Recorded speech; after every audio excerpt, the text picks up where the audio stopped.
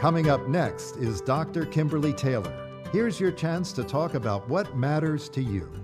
Although you will receive helpful advice from Dr. Taylor, remember, this is not to be construed as a form of psychotherapy, diagnosis, or treatment, and cannot replace a therapeutic relationship with a mental health professional. You can reach Dr. Taylor by calling 564-1290 or toll free at 866-564-1290. You can also listen live on the internet at drkimtaylorshow.com. So here now is Dr. Kimberly Taylor.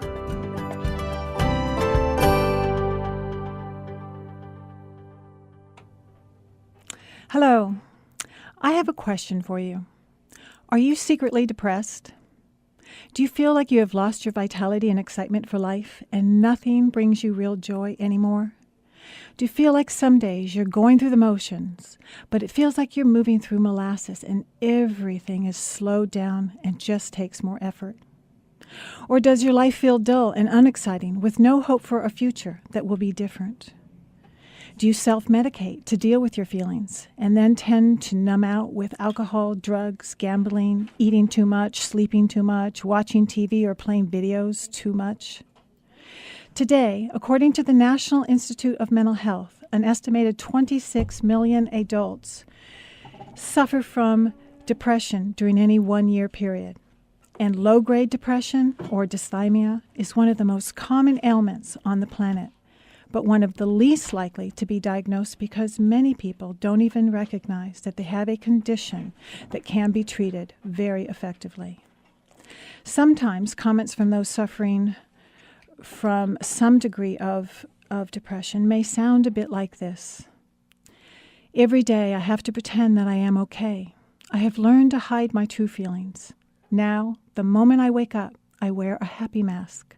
I don't want to let anyone know what's really going on inside of me, and often I just stay hidden in my room. Or, what happened to those feelings when I was younger, when I would look forward to my day and the possibilities in front of me? Now, things just feel dull. And also, I've learned to pretend to have a happy life. I know what people want to hear. I smile, do the song and dance that society requires. But deep down, I feel so alone and I am so incredibly sad. And sometimes I just want to die. The American Psychological Association states that everyone feels sad or blue on occasion, dealing with life experiences of loss or death, divorce, illness, change, or stress. But clinical depression is different. This occurs when feelings of extreme sadness or despair last for at least 2 weeks or longer, and when they interfere with activities of daily living. Also, if you experience some of the following symptoms: feelings of helplessness and hopelessness where you just feel like there's a bleak outlook, nothing will ever get better, and there's nothing you can do to improve your situation. There can be a loss of interest in things that used to bring you pleasure, that you have no more interest in former hobbies or pastimes, social activities, or even sex. You can have a significant weight loss or weight gain of a change of more than 5% of body weight in a month's period. There can be sleep changes. Either you're sleeping too much or you're waking early in the early morning hours, or you're oversleeping and or not getting enough sleep. You can feel agitated, restless, or even violent. Your tolerance level is low, your temper is short, and everything and everyone just gets on your nerves. Men in particular may feel angry, aggressive, and even restless. There's a loss of energy. You feel fatigued, sluggish, and physically drained. Your whole body may feel heavy, and even small tasks are exhausting or take longer to complete. There's self-loathing. You can have really strong feelings of worthlessness or guilt. You harshly criticize yourself for even small perceived faults and mistakes. There can be reckless behavior where you engage in escapist behavior such as substance abuse, compulsive gambling, reckless driving, or dangerous sports. You can have trouble focusing, making some kind of decision, or trying to remember things. And then there's the unexplained aches and pains, an increase in body complaints such as headaches, back pain, aching muscles, and stomach pain. Whatever the symptoms, depression is different from normal sadness in that it consumes your day-to-day life. It interferes with your ability to work, to study, to eat, to sleep, and to have fun. The feelings of helplessness, hopelessness, and worthlessness are intense and unrelenting. The common wisdom about depression is that it's anger turned inward, that in part contains part of the truth. But depression is a complicated illness, and it's usually caused by a combination of outside stressors and biological triggers. For many, depression signals that certain mental and emotional aspects of life are out of balance. And this is especially true when you hold in your feelings and do not express or process them, and instead try to store them up. The energy it takes to hold them in takes away from the energy you need to live your life. It takes away from being creative, productive, motivated, and fulfilled. If you recognize the signs of depression in yourself and or a loved one, consider some treatment options that may include building a network of friends and family to help support you through this time, making lifestyle changes to increase exercise and healthy eating, and decreasing the stress that you're having in your life. Also, consider seeking professional help from an experienced therapist to get help with learning how to deal with your thoughts and emotions in a more positive way, and possibly to consider the option of medication to help reduce the symptoms of depression. The best approach will involve a combination of all of these options. Depression seriously impairs a person's quality of life, but proper treatment can help those suffering from depression to regain a sense of meaning and purpose in their life and to find the passion to live it again. So I will be right back after the break to take your calls with whatever's on your mind today. This hour of the week is for you, and I invite you to call in and share what's happening in your life. This is a place where we can talk it out and work together to find an answer to your questions. So get on the phone and give me a call at 564-1290 or toll free at 866-564-1290. I'm Kimberly Taylor, and you're listening to KZSB AM 1290. You are listening to Dr. Kimberly Taylor. You can reach her by calling 564-1290 or toll free at 866-564-1290. Hi, I'm Kimberly Taylor, and we're going to be on the phone now with Alan. Hi, Alan. Hello. Hello. Hi, what's going on?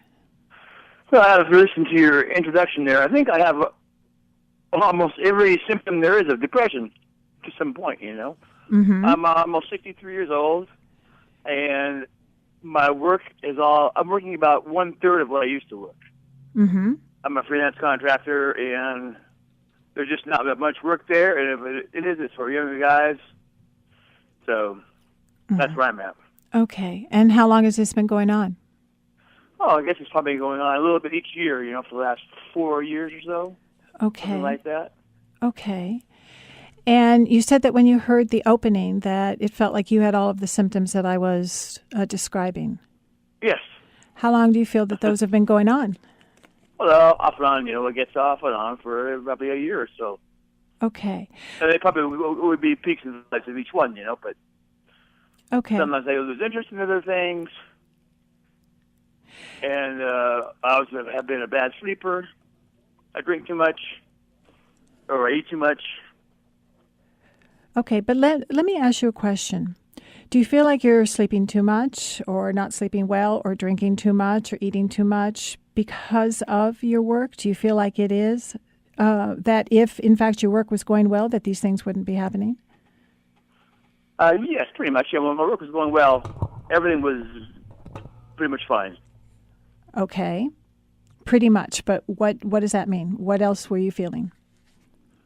When work was good. Mm-hmm. I mean, when work was good, you know, would have a problem sleeping once in a while.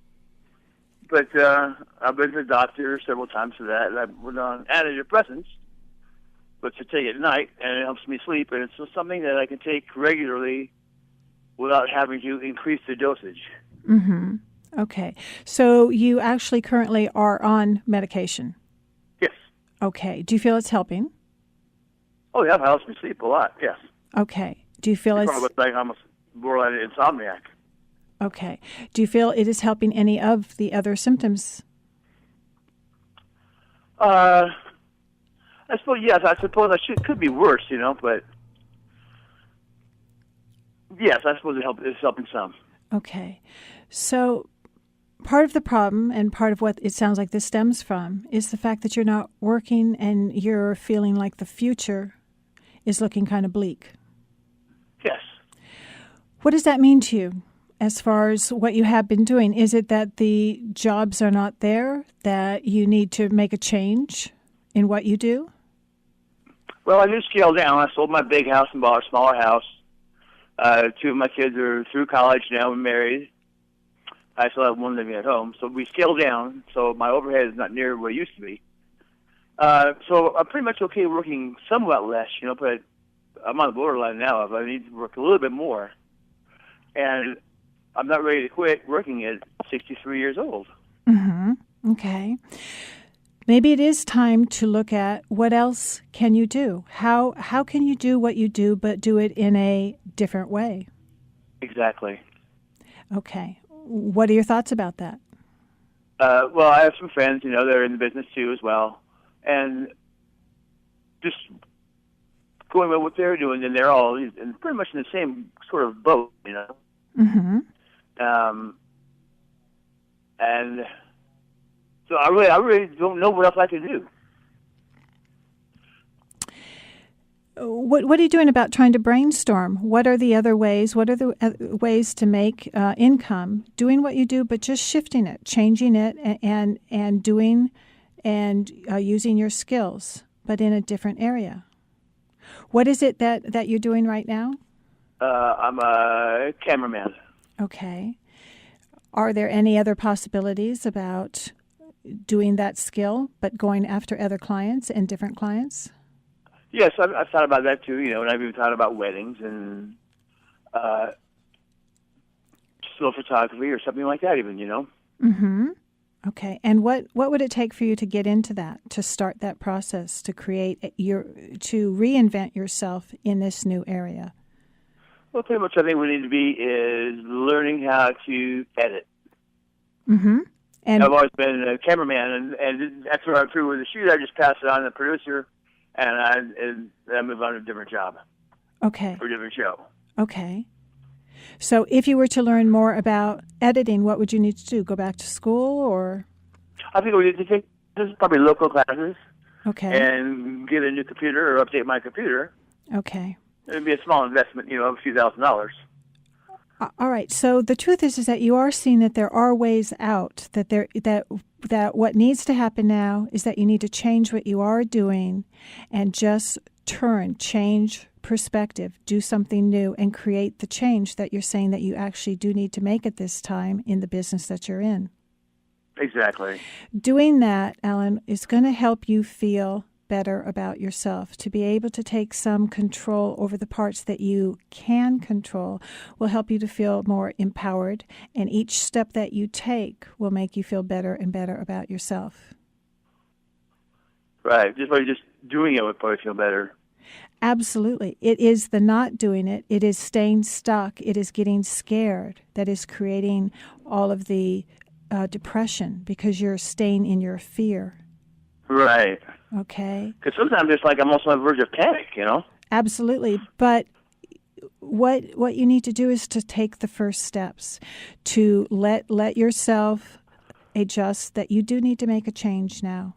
And that, all right. And that you have to go back to work in being able to create something new that keeps you fulfilled, that follows your passion. And as you do that, the rest of this is going to fall into place because you've worked for all of these years. You've been successful, and you want to be able to put yourself back in that and not stop here just because the business has stopped.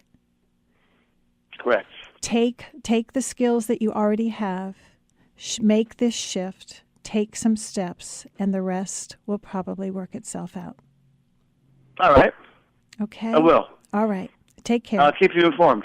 Thank you. All right. All right. Bye-bye. Thank you very much. I'm Kimberly Taylor, and you're listening to KZSB AM 1290. You are listening to Dr. Kimberly Taylor. You can reach her by calling 564-1290 or toll free at 866-564-1290. Hi, this is Kim Taylor. Hi, John. Hi. What's going on with you today?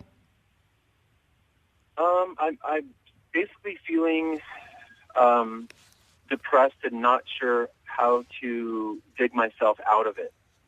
Okay, and how long have you been depressed? Probably like the last 5 years. The last 5 years. What happened 5 years ago? 5 years ago, I went through a pretty nasty divorce. Okay. And since that time, you have felt like you just haven't felt better, or that it keeps getting worse? No, I would say it doesn't get getting worse, thank God, but it is not getting better either. Okay. How long were the two of you married? We were married for 1.5 years. We dated for 1.5 years, and then were married for 1.5 years. Okay. All right. So when you say that it was a nasty divorce, what happened? Well, we started to we just started to have bad communication, and there was trust was being broken on both ends, and so just harsh words were spoken between us to the point where it became unbearable. It would have been easier being punched in the stomach than some of the things that were said to me and about me. Okay. And it seemed like our fights weren't about things; they were about someone's character. It started to end in a personal attack against each other. It sounds like it happened because the two of you weren't able to talk about the problems that were really, truly going on in your relationship. That's correct. Okay.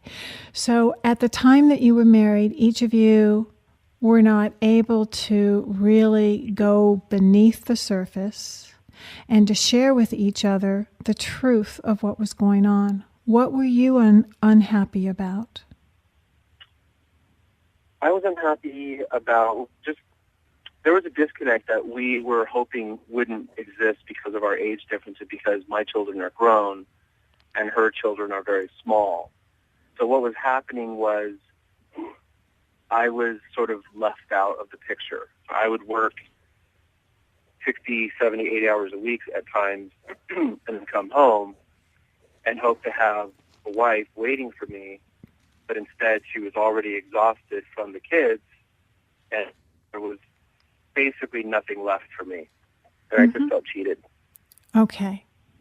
And so from what you're describing, the two of you are very stressed out. If you're working 50 to 60 hours per week, if she's home all day with two young kids, the two of you never had a chance to get away, to regroup, to support each other, to be there. You were just both stressed out and exhausted. And what happened is you never found the way to come together on this. In fact, you just used each other to vent your frustration, but not take responsibility for maybe needing to change something that you each were doing. That sounds like... Okay.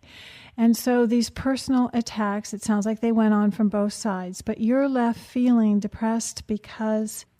the depression, it seems like, it seems actually like it's fear of getting into another relationship, because I'm fearing that the same thing will happen again. In order to move forward, you would have to learn the lesson here and know that next time when something comes up, you will express your hurt and you will be open about it. and you will work with the other person to change what actually is going on rather than just attacking someone. Depression is about anger turned on ourselves. And we turn anger on ourselves when we're not able to express our hurt in the moment to who has hurt us. And when you're not sharing with your wife that, gee, I work all these hours and I come home and I'm really disappointed that you're too exhausted to really be there for me. And we really need to change this because I don't think either of us are getting what we need out of this. And maybe what we need to do is to make some changes here. And instead, you just vent your frustration at each other. Then there's no way for the hurt to get processed. And it just, all that gets stored up inside as resentment. You start to lose your love for somebody else and you start to feel really bad about yourself. But to be able to forgive yourself and move on so you don't stay stuck there believing that all relationships and all situations would end in the same way. I'm Kimberly Taylor, and you're listening to KZSB AM 1290. Hi, this is Kim Taylor, and we're on the phone with Sue. Hi, Sue. How can I help you today? Hi, Kim. I was calling because I have some problems with my marriage right now, and I've reached a crossroad, and I'm trying to decide what to do at this point. My husband and I have been together for 20 years, and the first problems in our marriage involved his ADHD that he had struggled with his whole life, and he spent time in high school and college self-medicating because back then they didn't know what it was, and he did drugs and alcohol. And then when I met him, he stopped doing the drugs and got some help for the ADHD and started medication for that. But he also had some issues from childhood that hadn't really been dealt with. His mom was very abusive his whole life. Mm-hmm. They've since worked on that together, but he still harbors a lot of anger toward that. So then we brought kids into the mix, and how the struggles. And how old are the kids? The kids are 8 and 11 now. Oh. 2 boys. Okay, and our 11-year-old has ADHD just like his dad, and that's been a struggle, but we're getting him the help that he needs. Okay, but what it sounds like is that your husband is not getting the help that he needs. He has some underlying things from the past that are going on, and this is just adding to the stress of what his current life is. He's using drugs, alcohol to medicate himself. Is he on meds that have been prescribed for a doctor for his ADHD? Yes. Okay. And he doesn't do drugs like he did in college. He doesn't do the recreational drugs anymore. But the alcohol has become more and more of a problem in the last 5 years. Okay. So what I heard from you is that you're at the crossroads. What are you wanting to do? Where are you at currently? What are you wanting to do? Well, currently I've been in Al-Anon for 8 months. I'm just trying to take care of the boys and myself. I've stopped asking him to get help. I've stopped micromanaging him and what he's drinking. And my decision right now is, do I stay with this man because of the children, or do I separate from him and hope that he gets help, or do I just divorce him because we have gone through this so many times, and I'm pretty sure it's never going to change. Okay. And I have completely fallen out of love with him, and I don't trust him, and I don't respect him. Mm-hmm. Okay. So it sounds like you have just said that you are probably going to need to leave. That if he has not been working on his problem, and if he is not seeing it as something that is getting in the way of the two of you and to be able to be a husband and a father, then you are going to have to make that choice. He is not going to make it right now. He is, locked into this. If he's drinking, he is numbing himself out, which means that he is not processing this. He is not working on this. He's not trying to be his best self. And you may need to tell him the truth, that you have had it. You have stopped wanting to try, that you've, gone all of these years and he has not changed. But that you're not going to continue to be there with your boys and have him be coming in the door drunk and not taking care of this. Right. And I told him that about a month ago, and we went and saw the counselor to talk about how we could best do a separation without, to make it as easy as we can on the kids. Mm-hmm. And he pretty much spent the whole session trying to talk me out of this, saying that we can work on it under the same roof. We don't need to separate. And that this is not a we problem right now. This is his problem. Because until he does address this, he isn't really present to be in this relationship with you. It seems like this crossroad is where you're going to have to separate, and that you're going to have to move forward. And it may very well be without him. I'm Kimberly Taylor, and you're listening to KZSB AM 1290. Okay, we're back this afternoon. This is Kimberly Taylor, and I'm on the phone with Sherry. Hi, Sherry. How can I help you? Hi, Dr. Taylor. I need help dealing with my 26-year-old daughter. Mm-hmm. She's suffering from depression and is seeing a therapist. And I don't know that I believe she's depressed.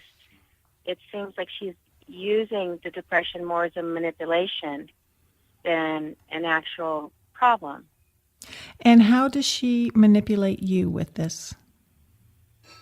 She will ask us to help her and say she's too depressed to deal with whatever the situation is. Mm-hmm. But then we'll see her able to go do things at other times, and she's just fine. Okay, so Sherry, how long have you been colluding with your daughter's weakest side and going along with it and not holding her feet to the fire? For 9 months. This hasn't been something that has been going on for longer than that? No, I mean, it did Okay. when she was younger. And then we started putting boundaries on what we would do and restrictions because she would try to manipulate us with, anger. Okay. Get mad at us if we didn't do what she wanted. And would you do what at that point? When we stopped that, we started telling her no, Okay. and we would not help her with anything until she would be okay with our saying no, and then we gradually would say yes sometimes and no sometimes, and that worked out fine. All right, Sherry. So sometimes the hardest thing we do to our kids is to tell them something that's difficult because we don't want to hurt them. We want to be the good parent. You said before that when you set boundaries, she started to get better. So it sounds like that is exactly what needs to be done here. If you change by going ahead and setting the boundaries, deciding what you can do and won't do for her, then if she needs further help, she'd actually have to come to you and you could have a conversation with her. So you already know the answer to this. You've already gone through this. She used anger before. Now she's using sadness and depression. So she kind of has your number. Yes, she does. Okay. But what I'm going to encourage you is that you already have the answer. You already know what it is. You've encountered this before. You've solved it before. Boundaries, boundaries, boundaries. You tell her what you can do, and she will have to change in reaction to that. But you do the work first. It's important for us as parents to realize that when we do something for our children that they can and need to do for themselves, we're really not helping them. We're actually contributing to their fear and their own weakness. The best thing we can do as parents is to make sure that Our kids are doing what they need to do, and they're being challenged to do it and to be their best self. We can only do that as parents if we learn to say no and to set those limits and to set those boundaries. I'm Kimberly Taylor, and you're listening to KZSB AM 1290. You are listening to Dr. Kimberly Taylor. You can reach her by calling 564-1290 or toll-free at 866-564-1290. Hi, Susan. How can I help you today? I need to have a little bit of advice about how to proceed with what I perceive to be a very difficult situation. I have an 8-year-old grandson who has confided in me that he is being molested by a teacher in the after-school program, and the boy has told his parents, and they have told him to not do anything, that they're not going to do anything about it because they don't want to bring embarrassment down on the family. But I am not willing, I guess, to let it lie there. I need some advice about how to proceed further with it. Okay, so this grandson has a good relationship with you, the fact that he has confided in you. Now, yes. is this your son or daughter? Yes, my son, and his wife is the boy's stepmother. Okay, all right. And are there any other children in the family? He has 2 children from a previous marriage, and they're all in the same school, in fact. Okay, and are they all about the same age? Approximately, yes. Okay. One is younger. Okay. All right. So for right now, the son is telling you that he doesn't want to pursue this, or have you talked to him yet? No, I haven't talked to him yet. Okay. He has told his son. Okay. Let me ask you, why have you not gone directly to your son and daughter-in-law? Because I wanted to make this call to you to see where I should follow this up. Would it be just to go directly to the school and talk to the principal there, or to talk to my son first, or to confront the teacher, in fact? Okay.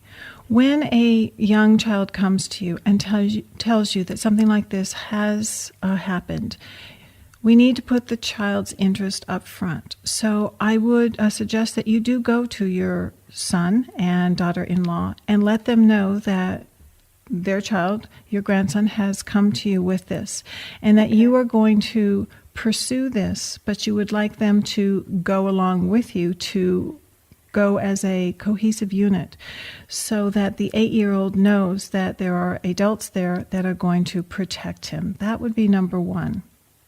Okay. So your concern is that your son and his wife are not going to want to do this because they're going to be embarrassed. Yes. Okay. Right but there. The family is going to be embarrassed. Okay. So right there is a bit of a problem because they are more concerned about how it's going to affect them than what the effect is on this 8-year-old. So I definitely would tell you that you need to go to the authorities. You need to first see if your son and daughter-in-law will go along with you, that you need to speak to the school, and the school is then mandated to make a report to CPS and the police officials. But everybody needs to get on board so that you get to the root of this problem and you do it immediately. So I would suggest that you hang up right now and you call your son and say, I'm coming over, or have him come to your house, and you talk about this right now. Okay, I'll do it. Okay? Thank you. I needed to have a little push, I think, in the right direction. Okay. Thank you. Yes. Keep in mind that it is the 8-year-old who needs to be protective. Whatever. That's my concern always. Yes. Good. So whatever your son's feelings are about this, they really don't matter. It's protecting no matter what someone who can't protect themselves, and that's the 8-year-old grandson. All right. Thank you, Dr. Taylor, very much. It gives me the strength to do that. Good. Goodbye. All right. Thank you. Bye-bye. I'm Kimberly Taylor, and you're listening to KZSB AM 1290. We're on the phone with Bill. Hi, Bill. Hello. I have a problem with my sister, who is married but has no children. She's been her caretaker, my mother's caretaker, for years, telling my brothers and I that she checks in on her daily and that she seems to be doing fine. Over the last few years, I've been more and more concerned that my mother has dementia and that she can no longer live alone. Whenever I talk to my sister about this, she becomes extremely defensive, and now she's forbidding my wife and I from even visiting my mother on Sundays by telling us that Mother does not like my wife and that it upsets my mother when we visit. Mm-hmm. My sister has always been very bossy and quick-tempered. Mm-hmm. She can fly into a rage at the drop of a hat. She does not have my mother on any medication for her dementia, but instead is treating her with herbal supplements that my sister sells. Mm-hmm. My sister has no medical or nutritional training, Mm-hmm. and I don't know what to do. Okay. Are you and your brother in some kind of agreement about what's going on with your sister? Yes, very much so. Okay. So he is on your side with this. And have Yes. the two of you been able to go and sit with your sister and say, you have done such a good job taking care of Mom so far, but there are things that are coming up now that we have some concern about, and we would like to reassess where she's at. That's a very gentle approach to what was going on. Mm-hmm. We took a little harder line, and basically we found that she was not feeding her properly, that she was stealing her money.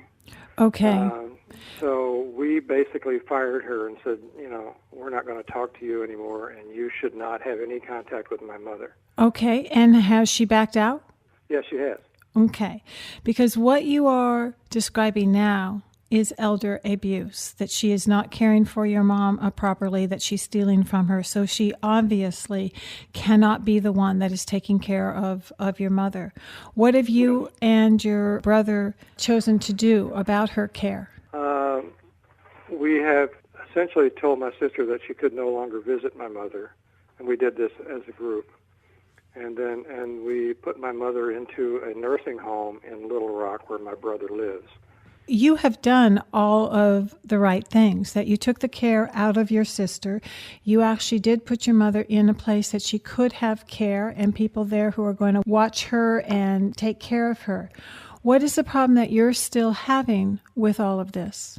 Is it with your sister, or are you still just angry with her? Well, I'm still angry with her, yes. But part of what you said is that you have always had a difficult time with her, that she's been bossy, she's been quick-tempered, she doesn't want any input, she thinks that what she does is right, so she's not going to listen to others. So nothing, it sounds like, has really changed with her. That's true. Are you mad that you didn't do something sooner for your mom? A little bit, yes. Okay, because I think that's part of what I'm hearing, is that while you would like to really blame your sister, the truth is that your sister was not the adequate person to be taking care of your mom, because your sister has some of her own issues going on. That's true. But now that you have found the right place for your mom and you feel comfortable about that? Yes. Okay. And do you have any relationship with your sister at this point in time? No. Okay. Do you feel like you're wanting to have a relationship with her? No. So, Bill, you have done the right thing. You did resolve this problem. The feelings that you're having are left over from not being able to forgive your sister and perhaps to forgive yourself for not moving quicker. But it's time to do that. It's time to move on. If your sister had known how to do something better, she probably would have done it. But what you reached were her limitations. Your job now is to forgive yourself, forgive her, so that you can move on and just continue to be with your mom and visit your mom as you can and with the time that you do have with her. I'm Kimberly Taylor, and you're listening to KZSB AM 1290. Okay, we're going to go to an email right here. Dear Dr. Kim, I lost my wife of 55 years to emphysema 9 months ago. She was my whole life. We were happily married, and I spent the last 3 years caring for her. I live in a retirement community, and after her passing, the widows are coming out of the woodwork. It's an ongoing joke with my daughters about which woman brought over the casserole that evening. My friends are encouraging me to find companionship, but I feel guilty. I feel guilty even considering the possibility of finding female companionship. But I am also feeling very, very alone. What is the right thing to do? James. Well, first, James, I'm really sorry for your loss. moving on with your life after you have experienced the death of your wife may be something that seems impossible to you. And the truth is it's going to take time for you to even think about a life without her. You've had something very special with her. It's something that very few people have, and that is what is showing now. I think the important thing for you to think about is that for you to remember that your life does not end, that even though you are suffering the loss of your wife and all of the time that you had and wishing that she was still here, your life still goes on. And while you have to allow for the mourning process to run its course, at some point your loss through time is going to just be in a quieter place in your heart so that it won't feel so painful. And even the happier thoughts and memories of her will come back to you. There is going to come a time that you will feel it, when you'll begin to live again and to feel like your old self. And when this time comes, do not feel guilty. It is entirely normal for you to move on with your life. In fact, your wife would probably want you to move on, and the last thing that she's going to want for you to do is for you to waste the rest of your life wishing that she was here. Even religions and people all over the world believe this and know that love can come again, and in fact, usually those who are very happy in their marriage are the ones who remarry because they are just really good at it. So trust, James, that you will know when the right time is, and just trust yourself. I'm Kimberly Taylor, and you're listening to KZSB AM 1290.